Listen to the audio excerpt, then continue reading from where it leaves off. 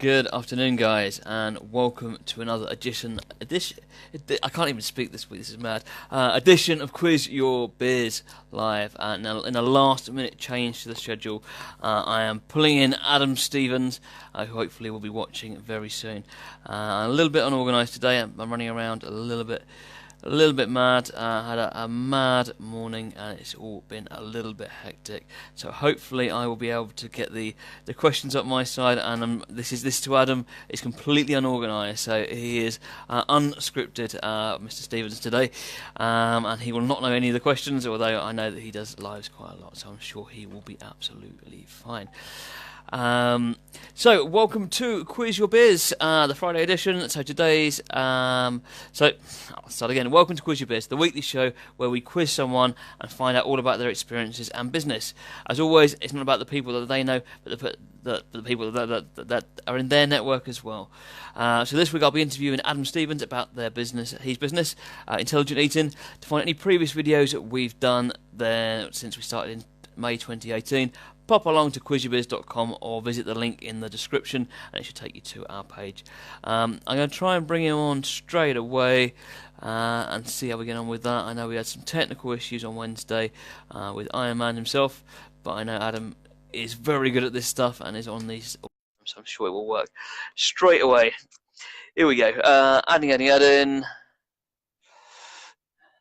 Maybe yes, maybe no. I know a lot of the people that would normally watch might be in one of the business shows today. I know Stephen Thomas got one going, and there is Brad Burton's thing on today as well.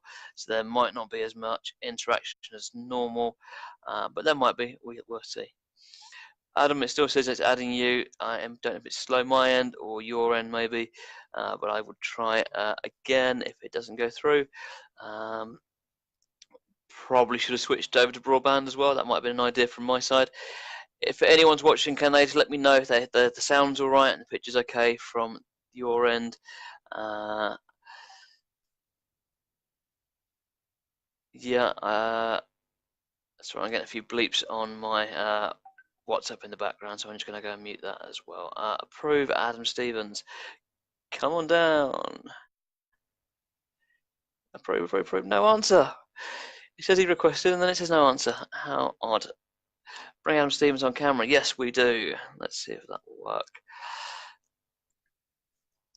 Adding. If anyone else is watching and wouldn't mind sharing this out to DLBN and the 4N groups, that would be fantastic, please. Please very much. So anyone that's missed the other shows this week, there was Alison Mead that was being interviewed. Thanks, Dave. Alison Mead was interviewed by Rachel on Wednesday evening, talking about her silicone bullets.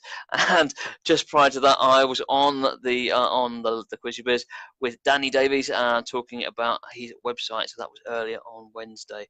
Hopefully, if I just talk for a bit longer, then it should get Adam on there somehow. It definitely says adding, mate. I don't know quite what's going on. If you have any ideas or suggestions, anyone, let me know. So it was meant to be Jacob today talking about his bread, but he has had some personal stuff come up, so he've had to put them on pause. That says no answer from the live guests on there, Adam. Now it's saying approve, so it should be adding you again now. We may just have to decline. How dare you decline me? The rudeness right there. We'll try again. Approve again. Bring Adam Stevens on camera. Take 12. Saying rotate. I'm definitely landscape. I'm definitely landscape from my side, as were you on our video call. Oh, there we go. No, it's fine. It's fine. I know what it was. It's fine. Was it you? Yeah, I was reading this. This Take a Break magazine. I wasn't paying attention to what it's saying. Sorry, man. Sorry. How you doing, buddy? Good. Yeah, good actually. Yeah, how's you? Yeah. Yes, I'm very good. Thanks. Long day, long morning. I think I mentioned I looked scraping my car, so that's taken up some time to get that sorted. But no damage or anyone hurt, thankfully. So that's a good thing. How about your morning? Yeah, it's all right. Yeah, good. Yeah. Been on the phone constantly, as you know, because you're trying to call me. Yes. Yeah. There you go. Yeah, that's good. Okay. We'll come on to that. No, good. Yeah. All right. Cool. So I mean, everyone Yes, I mean everyone, Adam, knows you. Everyone in the DLBN or for networking, and probably a few other forums I expect as well, will know you very well because you post all the time. But as this is going out on personal timelines as well, and me sharing a few other places, can you introduce who you are and what you do, please? Yeah, of course. Yeah, my name's Adam Stevens. I have a company called Intelligent Eating. Intelligent Eating is about giving people education and support so that they can make the right choices for themselves when it comes to their health and diet, rather than giving it a scripted plan, which is what so many other companies tend to do. There you go. Yeah. Cool. And why did you start that? Well, in many reasons, but the main one was I wanted to improve my own health, actually. When I got to my early 30s, I started to get a bit bigger than I wanted to. There was also a death in my family also, and I started to put things together and started to think, hey, maybe there's a better way of doing stuff. I tried all the diets out there and so on. Most are pretty ineffective. So I thought, rather than try and copy what other people are doing, maybe I can do better starting from scratch on my own. And that seems to be the case. And how are you so different to? Because I mean, there are a million nutritionists out there, right, that all do different things and have their own plans, their own diets, their own ways of eating, their own eat this many calories before this sort of time and do this amount of exercise after this sort of time. And how's yours different? Because all I'm doing is looking at the healthiest populations around the world and modeling what they do. And they don't have certain times of eating. They don't have certain calories they need to stick to, or points or sins, or whatever system it might be. So it's about simplification rather than complication. And that seems far, far more effective, actually. And I'm finding that now when I've got 1, 2, 3, 4, 5-year follow-up of people I've worked with, they continue to get better. And I would suggest that's different to what happens to most people who try and go on diets. But do you think that any of those diets tend to work at all? Yeah, of course. No two ways about it. They do. And there's some very effective ones, and different ones for different people can be useful. But it's not typically where people say, oh, everybody's different. What they really mean is everybody has a different lifestyle. And that's what's so important, is about finding something that fits into somebody's lifestyle. So what I do may not suit somebody, whereas something else may suit somebody else better. But I try to accommodate as many different people as I can. Okay, great. I know we've spoken a lot, both in privately and in different forums, about people you've helped. Can you tell us about like a customer journey? So someone that's kind of gone from maybe one place in their life to somewhere else, and how you've changed both where they are now and their future. Yeah, I mean, I get varying inquiries, from the kid who's got acne that doesn't like it, to the bloke who's had 2 heart attacks and type 2 diabetes. But the main stuff, the main sort of customer journey really is weight loss. So I'll get the message, I'll get the call that says, hey, you know what? I need to lose weight. And I'll say, what prompted you to message me today? And they'll say, I'm fed up of this. Tried this, tried that, tried this, tried that. It hasn't worked. Okay.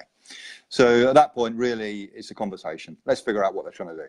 Is that person a stay-at-home mum? Doesn't really go out very much, perhaps, has a busy life. Is it somebody who's a traveling salesman, who's out 5 nights a week, and probably on weekend nights as well? Different lifestyles. So try and establish that, and then from there, put together a game plan. Not a meal plan, but a game plan. How are we going to sort this? What's actually led up to this point? And from there, that's the important part, is going, right, what can we design that actually will implement and fit into their lifestyle from there? And then usually I will run what I describe as digital support, digital accountability, where people send me everything that they actually eat, photographs of it, which is really important. And I find that makes a huge difference for people. So they're accountable to me, but it's support. Gives people a little psychological jolt as to what they're actually doing, what they're actually eating. And we do that for a number of weeks. We'll speak most weeks as required. And at the end of that, what I tend to do is find the meals that they've enjoyed the most, and I turn them into their very own recipe book. Not a big recipe book, maybe 10, 15 meals, because most people have got hundreds of recipe books, never use them. If I create one that's actually for them, it's a really good way of staying on track. That's what I found anyway. So some of these things are new for this year. It's great. I love it. And can you give us like a specific example? I know you said you've had people from 4 or 5 years ago. Yeah. Obviously, you can't share their names or their details. Or maybe you can if they were happy to. Yeah. That you've had some testimonies. So maybe one person that kind of stands out in your mind that would kind of envelop an example of what you do. Yeah. Okay. So I mean, yeah, I will use a specific example.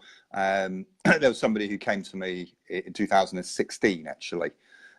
Is a chap, regional sales manager from Farnborough in Hampshire.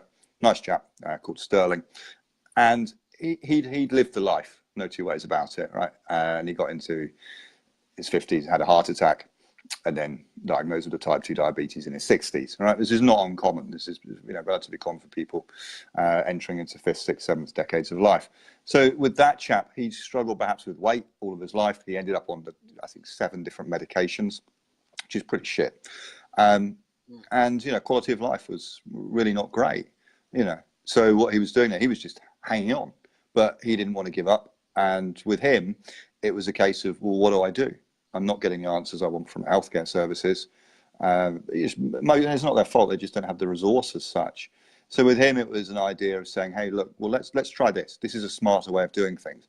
Let's look at all the different things you have in your lifestyle. Let's look at this. Let's teach you some new skills. The guy wasn't amazing at cooking, so we'd teach him a new way of cooking, right? And go through the whole way. It's almost like learning another language, but with the outcome focused on making sure that we remove that particular disease that he had, which was a type 2 diabetes. That was the goal, and that's what we did. And we did it in 2 months. He lost half a stone as well. He had energy in all sorts of places that I won't even mention that he didn't perhaps have before, which was great. And I saw him, I think it was end of June, actually, I met with him. So, 3 months back, and he's doing extremely well, really, really well. And that's excellent. So that's the type of thing that I like doing with people, which is, I suppose you could describe it as aggressive nutritional therapy, but with lifestyle design as well, behavioural change. Yeah.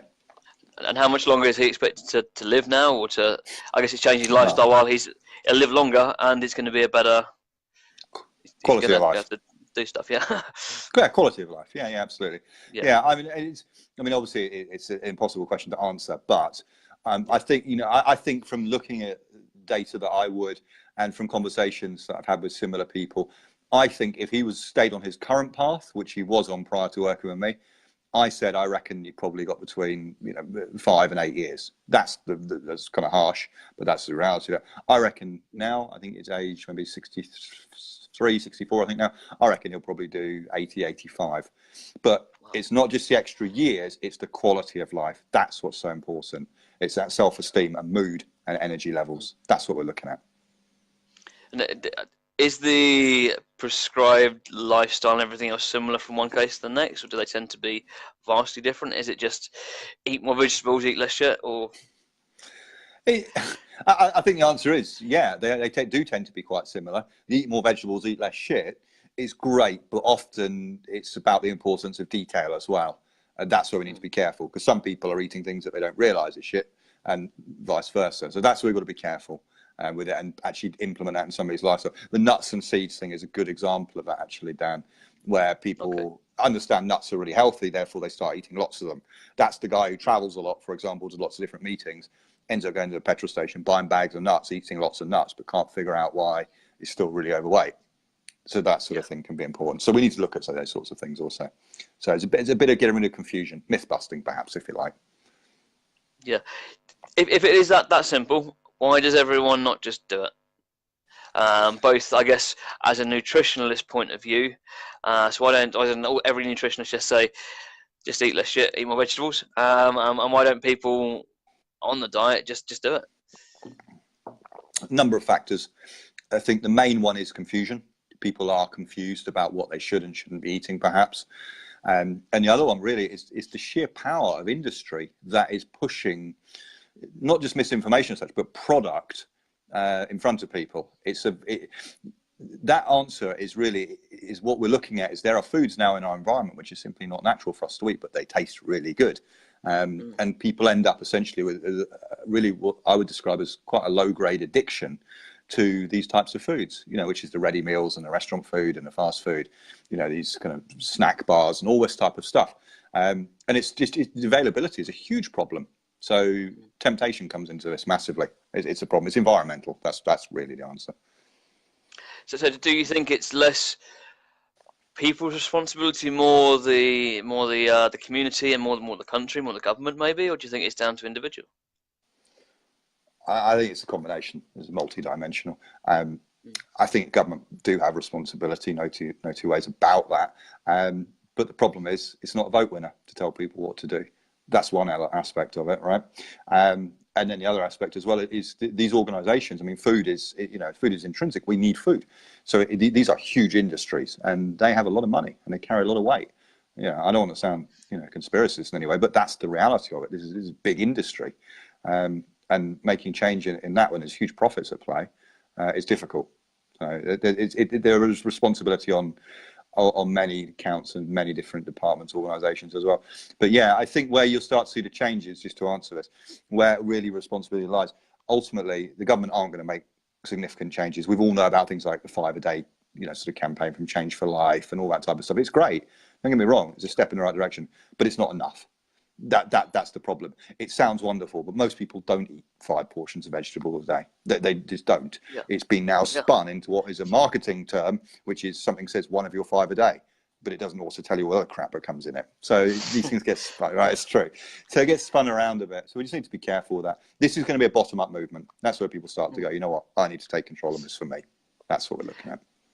So something that I've wondered about personally is that do you think there is anything that the government could do to maybe shift the balance, start moving, nudging it towards the other way? Not that's going to win votes. Yeah. No. I mean, I'd like to see them like subsidise vegetables, for example. It wouldn't solve the problem, but it would make them cheaper, and that no one would be able to say good food for you is more expensive. Something like that would be. Yeah, I mean, there are pricing strategies. There's subsidies, these sorts of things. The problem is this. It's already happening. It already exists. That's the concern that we've got. You've already got farmers going out of business, not making the money, but land gets sold to build houses, for example. So this stuff that you're describing is already in place. That's the real thing. So is there anything that could be done? Well, yeah, of course there are a few things that could be done, but they're difficult. And you are seeing that. You're already seeing that. But change takes time. You go into a restaurant, even a fast food restaurant, you buy a fizzy drink, you pay a sugar tax now. Is that really going to stop people buying a fizzy drink? No, I don't think so. I think you could probably survey 1,000 people and say, has that influenced your decision to buy that drink today? No, I don't think so. It's a difficult. I'm sure you may have read there was a study they did in Canada, I think, which they did that with fizzy drinks, and they had to triple the price for it to make any difference, and even then it went down like 2% or something by people buying it. Just virtually no impact. Exactly, and that's the problem you're seeing now. Where the analogy comes in with this, for example, is tobacco industry, right? So what happens is the cost of production is still the same as it has been in cigarettes, right? Tobacco, but the price per unit, keeps going up and up. So what happens to the company? They make more profit. And so that's where you got to start. This is a route we're really going down. So if the price starts to go up when we see things such as, for example, things that get taxed, very high sugar, salt, fat, whatever foods, well, what's really happening is the company just makes more profit. That's what actually happens, but we're not seeing it. So it's a difficult one. It's a good question, man. And kind of going forward, I mean, in my opinion, like the stress that the obesity and the extra heart problems and things, as well as the indirect causes, I think that the strain on like the NHS is going to be massive in the future, which I'm guessing that you're probably more aware of how that might affect the whole country, maybe. Yeah, I mean, you're already starting to see, you're starting to see that happen with the increase in people taking out private healthcare, for example. Because they don't get seen, or if people want to go and see primary care, so a GP, for example, in many cases people can't get an appointment for 2 or 3 weeks. The problem that we have is a very short-sighted mentality towards healthcare in this country, and there's also quite a few belief systems that people have. For example, the NHS is free, which it is a point of service, as we understand, right? But then you'll see. But then, for example, you see somebody who has a pet, a dog, for example, right? And the veterinary bills are £1,000, and they're like, oh my gosh, this is so expensive. But they go to a hospital and they get some tests and they don't even question it, right? So the effect that it's having on the healthcare service is absolutely huge. How's that going to change? It has to be education. It has to be more sensible. I am working with somebody at the moment who is my age, 39, had a heart attack a year ago. I asked him what information, what type of education was he given for rehabilitation after coming out of hospital, which is Leicester Glenfield, very, very good hospital. And he was given a couple of leaflets, not told anything about what caused the heart attack, not told anything about what caused the disease, and not given any advice really on a couple of leaflets, no follow-up. That's a problem. That's a real problem. So the change needs to be significant. So do you think that maybe if the NHS were to pay for people like you or services like you, I know that they have initiatives where they do like Slimming World or Weight Watchers, I think, and they subsidise or they pay for those, and that has had it's had a good results compared to not doing it. I think they can definitely do better, similar to lots of other things that they look at.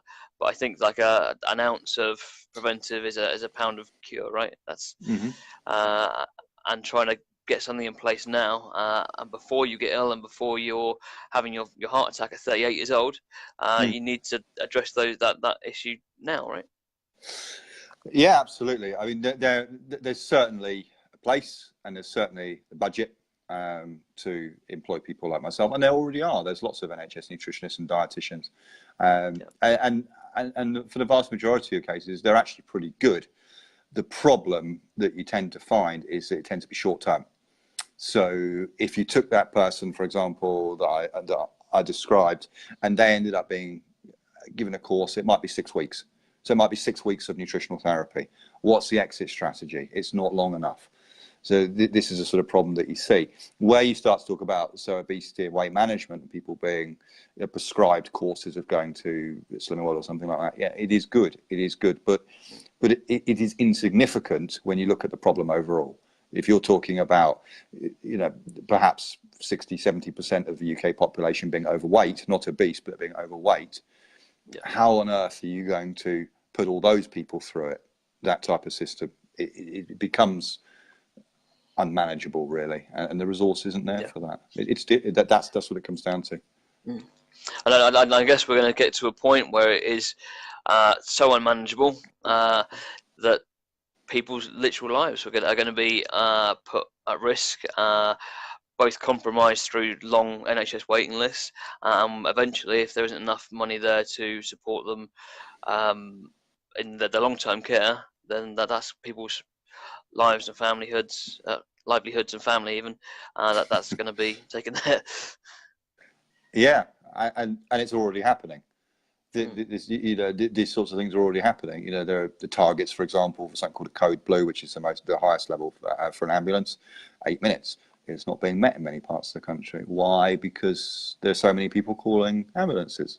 So what's the solution then is deemed, well, let's put a bit more money in to give more ambulances, but you can't keep doing that. This is it. So you're already seeing that happening, and this is where you start seeing the rise of medical tourism, where people will pay privately to go to another part of the world to have the treatment done, whatever that might be, whether it's a new hip or whatever it might, or perhaps even coronary artery stenting or heart bypass. That type of stuff's already happening, and you're now starting to see the NHS actually funding that as well as a cost-cutting exercise. So we're already seeing that. Where the real problems are, and this is where it pushes towards a breaking point, is this thing about people living longer. And I think you know as well as I do, you take out infant mortality, it's not really the case so much. People live fairly similar as they would have done. The problem is people, when they reach later stages of life, last 2–3 decades, they become a huge cost to society rather than a contribution to society. And that's the problem. That's it, because they end up on vastly expensive drugs, and in many cases, if people don't have assets or a state to look after themselves, the state has to fund their care and accommodation, and that's a huge problem. So let me get your opinion on something else then, similar sort of a line. Do you think if you're a smoker, or if you're over a certain BMI or over a certain obesity, shall we say, that you should be deprioritised on the NHS waiting list? No, not at all. These are things that are available in our environment. People will use them. It doesn't matter what it is. So no, I think perhaps what you're really looking at there is the more sensible thing to do is say what's driving that behaviour, for example. What you can't do is start to penalise people, deprioritise them, or start to end up with a triage service based on what their lifestyle choices are.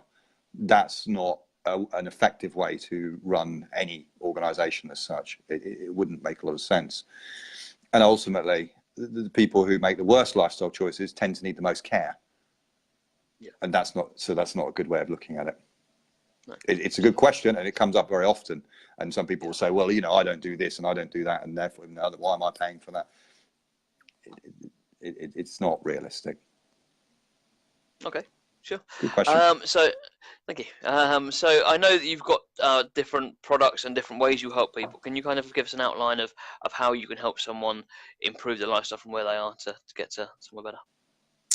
Yeah, I mean, the sort of core offering I have is what I describe as sort of raw one-to-one consultancy, which is get together with somebody for a couple of hours, start to figure out a little bit about what they do, and then start to give them some education from there, and then move through that process as such.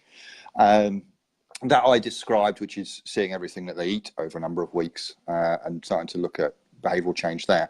Very often people are quite concerned about making changes because they don't know what to make changes to, because they're confused, so they tend to stay in the same place, which I understand. That one-to-one offering has been useful for people ranging from acne, arthritis, weight management, all sorts of things, gout, type 2 diabetes, different types of colitis, you name it. I've had some successes with pretty much all these things, but I most recently started to play around with productization, which is really in the weight loss arena, where people are perhaps not prepared to spend a large amount of money in one go. And they'll also perhaps want to do it anonymously, which is fair enough also. They don't necessarily want that. Not saying because they don't like me or anything, but perhaps because they don't want other people to know what they're trying to do. And that's all right. And I recently experimented with that earlier this week, actually, just as a little proof of concept, and just by putting out an ebook. And it sold lots. So clearly the demand is there. Great. And can you get a link or get your trusty assistant possibly to post a link to that ebook, or to how to get that? I can whack it on it afterwards. Yeah, for you, it's not a problem at all. Yeah. I mean, it's a good business lesson in that, to be honest, Dan. Is that was content that I had for a long time sat on my laptop that I perhaps deemed wasn't particularly valuable. In the same way, perhaps in your industry, you may assume that because you're an expert at what you do, you've done it for a decade, I think. You may assume that people know things that perhaps they don't. Stuff that's really obvious to you maybe isn't, and I just tried that. But yeah, I can put that on there, so it's good. Yeah, absolutely. Yeah, no, I'm sure exactly as you say. The basics to you, to other people, are the whole thing, right? So that's and in any business, I think that we find that we can sometimes get lost in the basic details, and to us, it's everyday stuff. But to someone who hasn't done that before, hasn't been in that environment, they're just not going to know. Yeah, exactly that. Yeah. I agree. So, have you got anything launching in the near future that we should look out for? I do, actually. Yeah, no, I've got a beautiful course which I've been talking about for many, many years, right? Yes. And it didn't take a year. It didn't take many, many years to make it. I've got something called Lose Weight Enjoyably, which is nice. It's not just focused on meal plans and what to eat, what not to eat. There's enough people telling people what to do already with that stuff. That's not what is right. It's true. Yeah. It's more looking at what's driving the underlying behaviours that have got people into the state that they are now. That's more powerful. And I think that's the way forward. So that's quite different. It's new. I'm quite excited about that, actually. Give us a sneak preview of what might be in there. Well, it's a series of modules, straightforward stuff. So what you're looking at in terms of the actual format, you've got text, video, audio, little exercises as well that you can go through. It's learning. That's what we're talking about. The stuff that we're talking about in there, for example, is, I'll give you a sort of sneak preview, might be something about belief systems around food. So if you start to look at something and you're going to go, well, I know that's healthy, then it might be the question of, why do I believe that's healthy? Who told me it was healthy? When? What was the motive behind it? Starting to get people to think for themselves. And that's way more empowering than just saying, don't eat that or do eat this. That's what we're looking at. Absolutely.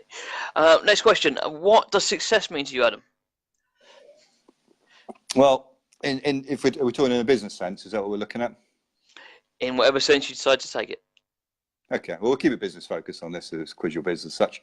For me, this is really about scalability and scaling the business that I've got. And I've started to do that recently.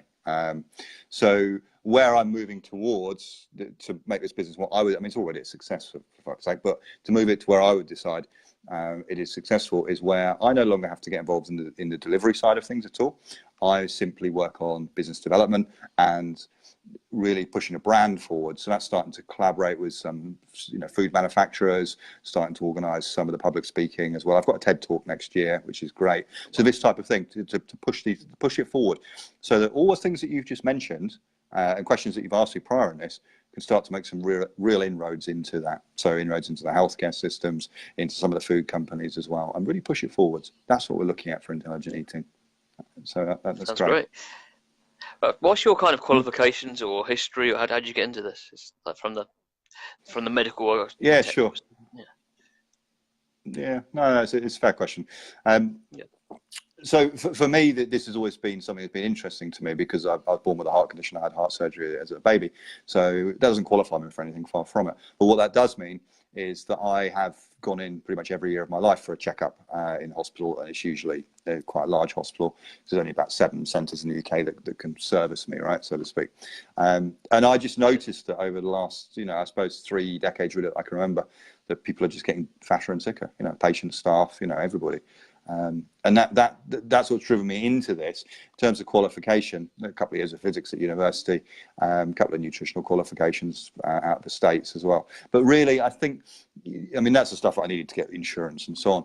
But you know what? When I look at people who've got those sort of qualifications that I have, some are good, some are not good. It's a real mixed bag, and that might be the same in your industry. I think it's probably the same in most industries. The qualification is where you start actually becoming good. The qualification is not the end process. And I think that's the important point. But I think in this day and age, and particularly in the field that I'm in, which is medical, what really has given me the ability to become very good at what I do is the research that you can do with the internet, which is amazing. It really is. So I spend quite a lot on subscriptions to medical journals and publications as well. There are quite a lot's free. So that's really sort of the pathway that I've led up to this. As such, if that answers your question. Yeah, absolutely. As we go along, guys, I know there's a few people watching. If you have any questions for Adam, please drop them in the message, the comments down there, and we will make sure to ask him at the end. So what tip would you give yourself starting out? In business? Yeah. Okay, I would suggest. So I was looking at some stuff earlier. Actually, I was just sitting reading a magazine. I was looking at some of the marketing stuff I had. Right, so I've got things like notepads, right, bookmarks, okay, trifold leaflets, right. So I didn't plan it; it just sat on the table, right. That sort of stuff, right. People get caught up in that sort of stuff. They need that type of stuff, or they need a website, or logo, right. That's not the stuff that you need to be focusing on and putting in your time, effort, emotion, money, whatever, when you're starting out. What you need when you're starting out is to sell something, whatever that is, product or service. And it sounds really obvious, but you see people all the time buying all these sorts of marketing things and so on and thinking that that's going to create business. And it might, but it's not the most effective way of doing it.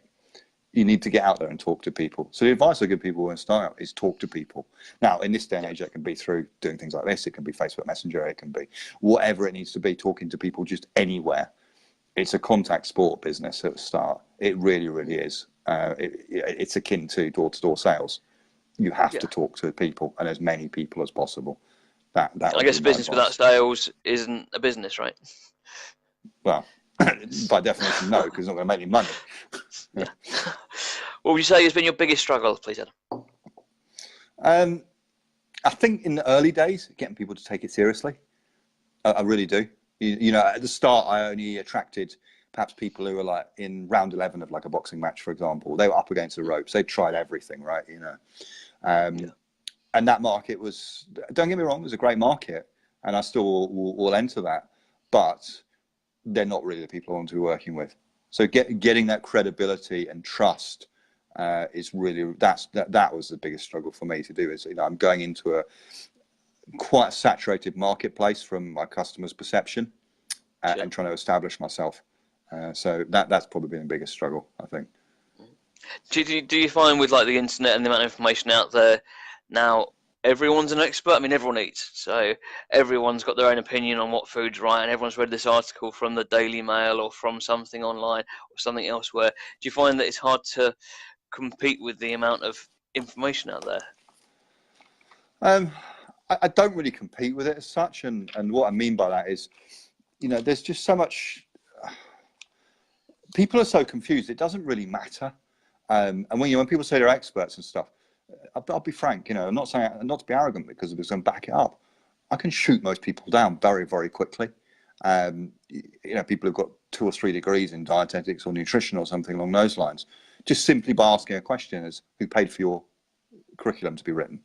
Most people don't know. That's a concern, right?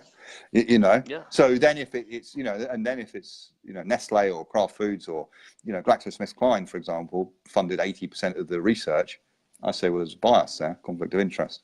So yeah, in this day and age, there's a whole world of misinformation and so on. And you sort of, I'll just look into his museum. And there's one here, for example. You talk about this. There's one here. It says, "This is just take a break." I don't normally read a bit of the sat here, right? It says, "Do antiperspirant," right?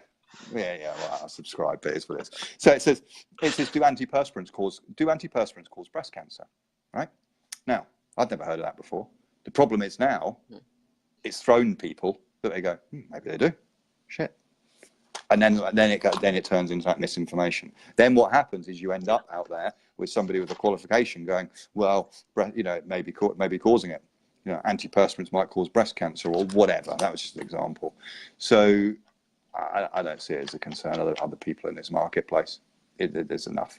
People will vote based on what they're trying to achieve and the results that they can see. That's the crux of it. Yeah. Okay. If you were to have a billboard, what would you put on it? Blimey. Where would the billboard be? Where would you like to put it? Maybe next to one of the big hospitals that you go to regularly, right? Yeah, could be that. I was just thinking about give Peas a chance on the M25 bridge. That's apparently gone now. It's gone now. You see, yeah. So it's gone, yeah. It's gutted, isn't it? But no, I'll answer your question. What would I put on it? I think it would be something along the lines of question everything. People need to start questioning things. Was that X-Files slogan? Was it? I didn't watch it. The truth is out there. No, the truth is out there. Something like that. Okay. Maybe, I don't know. It sounds familiar. I mean, that's what we're looking at. It's probably maybe a bit cliched and overused, but that's the sort of stuff we're talking about here. Cool. I'd probably put my logo on there as well, Dan. Yeah. So people recognise it, and yeah. Makes sense. 3 best tips around eating. I think the main one is the first one there would be, can you recognize the food you're eating? Yeah. All right. So a tip would be, does it look like it's just been grown? Right. So that's a potato versus a chip. Does it look like it's been grown? How much color does it have? Okay. Yeah. So that sort of thing. Does it look like it's been grown? How much color is there? Okay. And drink more water. Okay. People often don't think of water, which you and I both have, as being important. It's critical, absolutely critical. So that would be my 3. Right. I know a question you get all the time is, does everyone that comes onto your diet become vegetarian or vegan? Now, I know that anyone in the forums will know the answer to that already, and I obviously do too, but if you want to answer that as well. Yeah. The answer is no, absolutely not, far from it. What I promote is not a vegetarian or vegan diet, far from it. There may be people who will benefit from that, but particularly people with autoimmune conditions.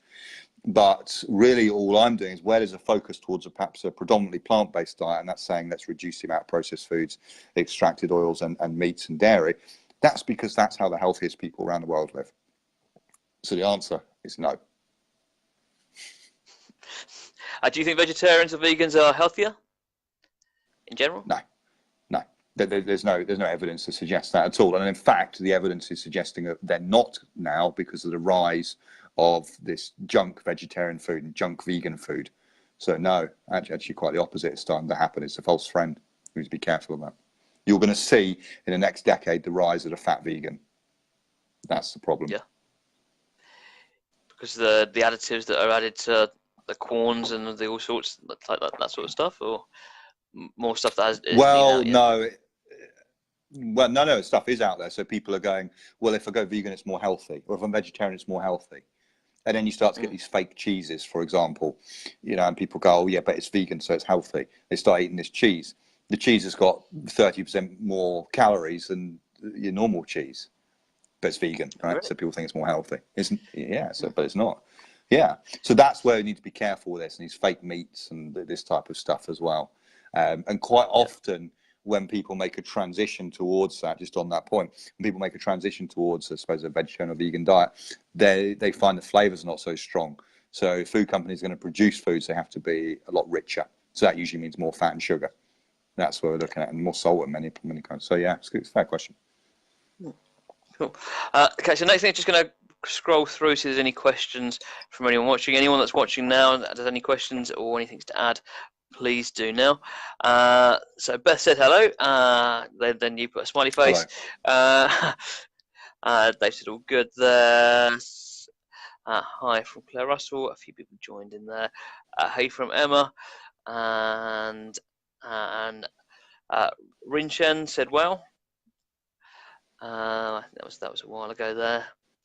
Hi from Ellie, and Ellie Ashton says you are very unique though, Adam, and you're very persuasive in the way you put things. Do you find? I mean, I guess with it doesn't matter how good a nutritionist you are, it's more about how you can connect with people and fit into their lives and get them to see your point of view too. Would you agree with that? Yeah, wholeheartedly. Quite frankly, anything you do in business, if you're the front of the business, is critical. Yeah, of course. Yeah. It just comes down to trust, I think, and confidence. Yeah, and I've mentioned this point many times on these types of things. If you're not absolutely 100% bollock confident in what you do, nobody else will be as well. It's important, really, really important. Yeah. Okay, I think that is all the questions and the comments on the video there. So can you just summarise and remind us what you do, and then we'll wrap it up. Yeah, cool. So intelligent eating is the business. It's essentially helping people to achieve their health goals, whatever it is. Typically weight loss, but it's usually embedded conditions as well. If you want to find it, intelligent eating across all the socials. Simple. Fantastic. And we'll get the link in the top, or I think it's in the top anyway. But yeah, that's great. Okay, well, thank you to Adam Stevens again for joining me for this edition of Quiz Your Biz. Tune in next time, which will be on Wednesday. Who's still to be announced? Who we're going to do? I think Reese is going to do that one on Wednesday. But all editions so far, and to find out more, visit quizyourbiz.com or follow the link in the description. Cool. Cheers, Adam. Take care, mate. I'll speak soon. Thanks, Dan. Cheers. Bye. Cheers. Bye.